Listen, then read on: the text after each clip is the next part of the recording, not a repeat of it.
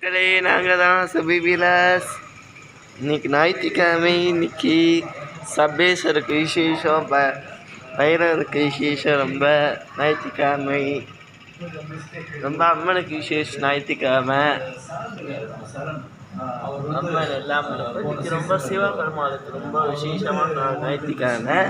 இன்னைக்கு பிரதோஷம், ரொம்ப சிவபெருமாளுக்கு விசேஷம். அதனால் நம்ம வீட்டில் அபிஷேகம் பண்ணி சிவபெருமாளுக்கு அலங்காரம் பண்ணி இன்றைக்கி வீடியோ எடுக்கிறோம். இன்றைக்கி பிரதோஷம் ஞாயிற்றுக்கிழமை வந்திருக்கு.